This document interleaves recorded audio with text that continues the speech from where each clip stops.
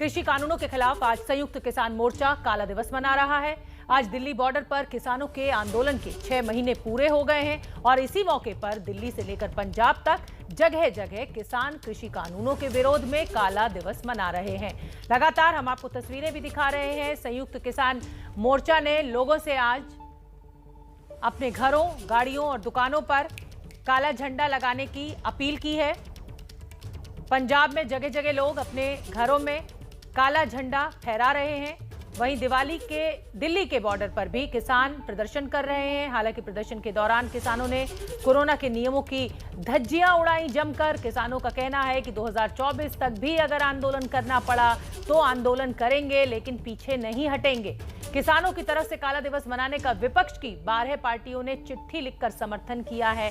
विपक्ष ने क्योंकि समर्थन किया है तो और भी ज्यादा असर देखने को मिल रहा है इस किसान आंदोलन में। हालांकि किसान लगातार ये कहते रहे हैं कि वो किसी भी राजनीतिक दल का साथ नहीं चाहते हैं। किसान नेताओं की दलील है कि सरकार किसानों की बात नहीं मान रही है और इसीलिए काला दिवस मनाना पड़ रहा है।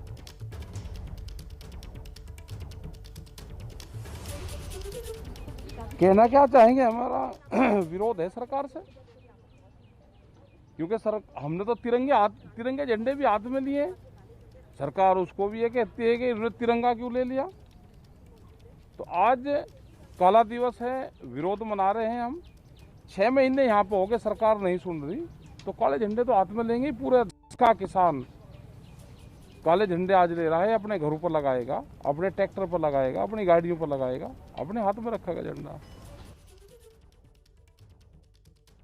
ये इतिहास में भारत का सबसे बड़ा, सबसे एकताबद्ध, सबसे शांतिपूर्ण किसान आंदोलन है, जो कि आज 6 महीना पूरा हुआ है। हम बार बार बोल रहे हैं कि आंदोलन चर्चा से समाधान हो सकता, सरकार और किसान के बीच में।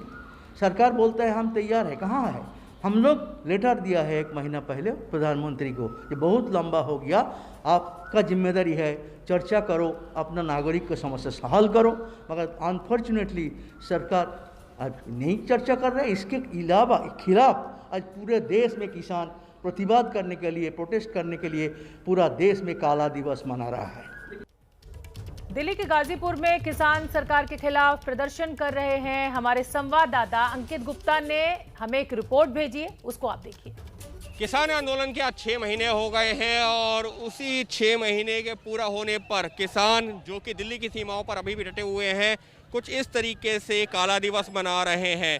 जगह जगह हाथों में काले झंडे लिए हुए किसान, मुंह पे काली पट्टी बांधे हुए, हाथों पे काली पट्टी बांधे हुए कुछ इस तरीके से प्रदर्शन कर रहे हैं। पुतला दहन किया गया है। फिलहाल हम मौजूद हैं इस वक्त गाजीपुर चौक पर। ये वो जो चौक है जहां पर राकेश टिकैत जो है पिछले 6 महीनों से बैठे हुए हैं और फिलहाल देख सकते हैं, अगर हम बात करें बहुत बड़ी संख्या में किसान, बहुत बड़ी संख्या में नहीं, लेकिन हाँ किसान जुटे हैं और वो लगातार जो तीनों कृषि कानून है उनका जो विरोध कर रहे हैं, उसी कड़ी में जो 6 महीने पूरे हुए हैं उसी का विरोध भी जता रहे हैं। उनका यही कहना है कि सरकार से बातचीत का न्योता दिया जा रहा है, लेकिन सरकार बातचीत को तैयार नहीं है। सरकार कह रही है कि हमने अपनी बातें जो है किसानों के सामने रखी हैं। अब किसानों को आगे की बताना है कि वो उन बातों को स्वीकार करते हैं या नहीं करते हैं, क्योंकि जब तक उन मांगों को, सरकार की बातों को स्वीकार नहीं किया जाएगा, किसानों की बातें स्वीकार की जा रही हैं लेकिन सरकार की बात अगर नहीं मानी जाएगी तो फिर नतीजा कैसे निकलेगा। इस सबके बीच में प्रशासन को क्योंकि पहले से जानकारी थी, लिहाजा पुलिस का भी इंतजाम किया गया है। लेकिन जो अगर मैं रास्ते की बात करता हूँ तो ये रास्ता आपको दिखाना चाहूँगा। देखिए, ये सामने वैशाली मोहनगर गाजियाबाद रास्ता जाता है। ये रास्ता जो है खुला हुआ है, गाड़ियां आ जा रही हैं। हालांकि एक रास्ते पर नीचे ज़रूर ये लोग इस तरीके से प्रदर्शन कर रहे हैं। वहीं अगर NH-24 के ऊपर की बात करते हैं तो NH-24 के ऊपर का भी जो है रास्ता खुला हुआ है, यानी कि अगर आप अक्षरधाम से गाजियाबाद की तरफ जाते हैं तो वो रास्ता खुला हुआ है। हालांकि अगर आप गाजियाबाद से अक्षरधाम की तरफ जाना चाहते हैं तो वहाँ पर अभी भी जो है वो टेंट लगे हुए हैं, इस वजह से वो रास्ता बंद है। कैमरा पर्सन सुंदर के साथ Ankit Gupta, ABP news, Ghazipur border. तो काला दिवस मना रहे हैं किसान। ये विरोध प्रदर्शन अपनी जगह है, सरकार से नाराजगी अपनी जगह है, लेकिन दिक्कत इस बात की है कि सोशल डिस्टेंसिंग का पालन नहीं किया जा रहा है। बहुत से ऐसे किसान हैं जो मास्क नहीं लगा रहे हैं और कोरोना का खतरा अभी टला नहीं है, बना हुआ है। अगर दिल्ली के सिंघू बॉर्डर की बात करें तो वहां पर किसान सरकार का पुतला दहन कर रहे हैं, सरकार के खिलाफ नारेबाजी कर रहे हैं। हमारे संवाददाता रविकांत ने हमें एक रिपोर्ट भेजी है सिंघू बॉर्डर से, वो आप देखिए। सिंघू बॉर्डर पर विरोध प्रदर्शन कर रहे किसानों ने यहाँ पर एक पुतला जलाया है और एक विरोध प्रदर्शन यहाँ पर कर रहे हैं, जिसके जिसमें उनकी मांग है कि उनकी जो तीनों किसान कानूनों को रद्द करने की मांग है वो मानी जाए। किसानों का कहना है कि अगर यहाँ 2 साल तक भी बैठना पड़े तो वो बैठे रहेंगे, लेकिन यहाँ से जाएंगे नहीं। आज देशव्यापी किसान आंदोलन हो रहा है, आज देशव्यापी विरोध प्रदर्शन है जिसमें काला झंडा दिखा करके और पुतला दहन करके किसान अपना विरोध प्रदर्शन कर रहे हैं। और यहाँ सिंघू बॉर्डर पर जिस तरीके से भीड़ होती है, जिस तरीके से किसानों का जमावड़ा होता है, उस तरीके का बहुत ज़्यादा किसानों का जमावड़ा नहीं देखने को मिला। लेकिन यहाँ पर जो किसान हैं वो निश्चित रूप से आक्रोशित हैं और उनका कहना है कि अगर 2 साल, 2.5 साल, 3 साल तक भी यहाँ पर रहना पड़ा तो वो रहेंगे और लगातार विरोध प्रदर्शन करने के लिए यहाँ पर एकजुट हैं किसान।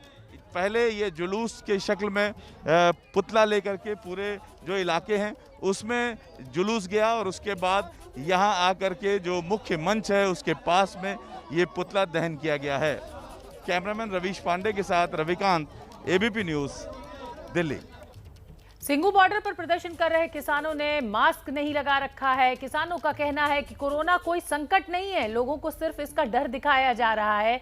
किसानों से बात की हमारे संवाददाता रविकांत ने, सुनिए क्या कुछ कहना है।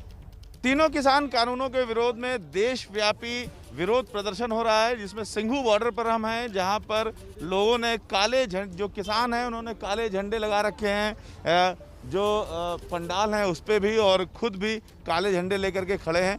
किस तरीके से आप लोग आज प्रदर्शन कर रहे हैं? हम इस तरीके से प्रदर्शन कर रहे हैं जो 26 तारीख को, आज 6 महीने हो गए, जो किसानों का प्रोटेस्ट चल रहा था, पीसफुली शांतमय तरीके से चल रहा था, इसीलिए हम यहाँ पर आए हुए हैं। कितने किसान आए होंगे?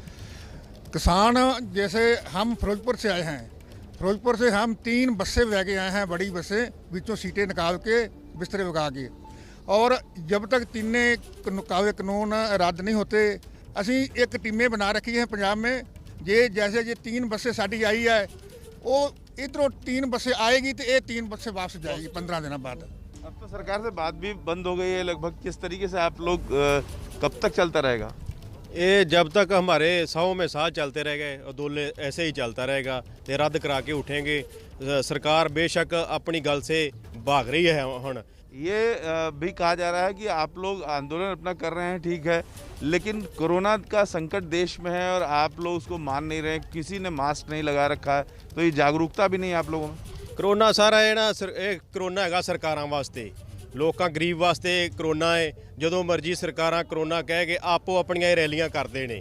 तो इस तरह से किसानों ने अपना भारी संख्या में यहाँ पर सिंघू बॉर्डर में कल से ही किसानों ने जुटना शुरू कर दिया था, और इस समय भी हम देख रहे हैं कि जगह जगह पंडालों पे काले झंडे लगे हुए हैं। लोगों ने अपने हाथ में झंडे रखे हैं। दादाजी हैं जिन्होंने माथे पे भी काली पट्टी पहन रखी है। इस तरीके से सिंघू बॉर्डर पर विरोध प्रदर्शन काफ़ी तादाद में देखा जा रहा है और काले झंडे देखे जा रहे हैं। कैमरामैन रवीश पांडे के साथ रविकांत, एबीपी न्यूज़, दिल्ली। और सिंघू बॉर्डर से इसी खबर पर मेरे सहयोगी रविकांत हमारे साथ जुड़ रहे हैं। रविकांत, विरोध प्रदर्शन अपनी जगह है, काला दिवस अपनी जगह है, सरकार से नाराजगी भी आपकी मान ली जा सकती है, लेकिन कोरोना के लिए इस तरीके का गैर जिम्मेदाराना व्यवहार, आप सिर्फ अपनी ही जान नहीं, आप पूरे समाज की जान खतरे में डाल रहे हैं, तब जब कोरोना गांव तक पहुंच चुका है। देखिए शोभना, जैसा कि अंकित ने हमें गाजीपुर बॉर्डर से बताया कि लगभग आधे जो किसान हैं उन्होंने मास्क लगा रखे, आधे नहीं पहने।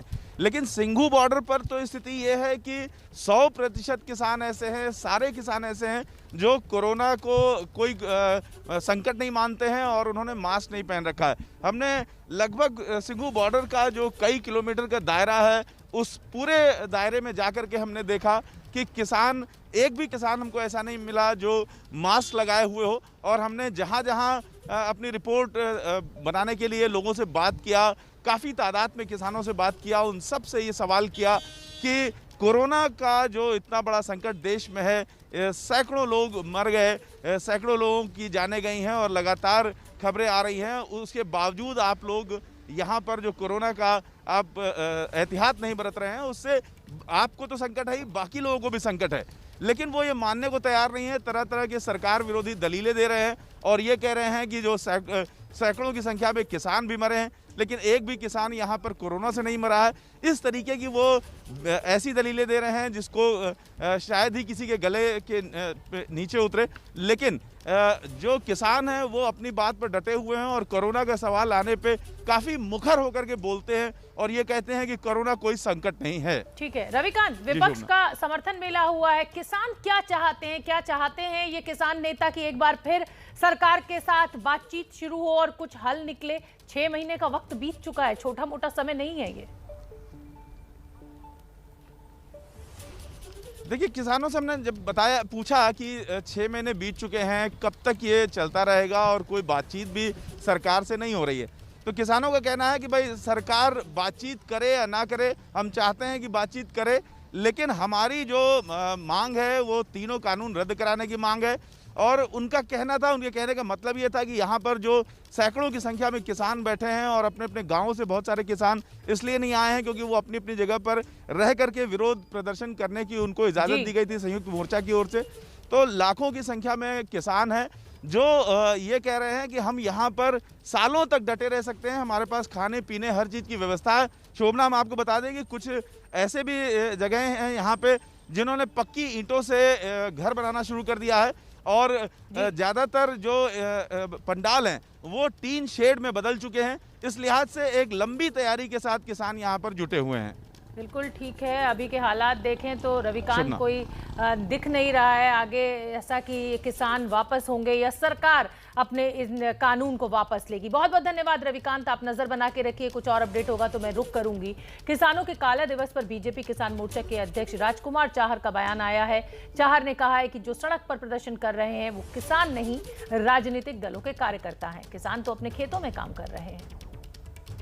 देखिए, जो किसान है वो खेतों में है, जो किसान है वो खेती का कार्य कर रहे हैं। ये लोग जो सड़कों पर बैठे हैं ये राजनीतिक दलों के कार्यकर्ता हैं। ये जो किसान संगठन है वो लोग जो आज काला दिवस मनाने की बात कर रहे हैं, देश के किसानों ने उनके काला दिवस को नकार दिया है। क्योंकि जो भ्रम कांग्रेस पार्टी, वामपंथी पार्टी, समाजवादी पार्टी, बसपा, अन्य राजनीतिक दलों ने, जो विपक्षी पार्टियों ने जो भ्रम पैदा किया था किसानों के मन में, वो भ्रम कब का टूट गया है। आम किसान ये जान गया है कि ये जो बिल आए हैं 3 कृषि विधेयक, ये किसानों की आय को बढ़ाने वाले हैं, ये किसान के जीवन में सकारात्मक बदलाव को लाने वाले हैं और निश्चित रूप से किसानों की आय बढ़ेगी। और ये विश्वास किसान आज देश के प्रधानमंत्री माननीय नरेंद्र मोदी जी पर कर रहा है। उनको पता है कि मोदी जी उनके लिए काम कर रहे हैं और ये जो लोग हैं ये राजनीति करने का काम कर रहे हैं।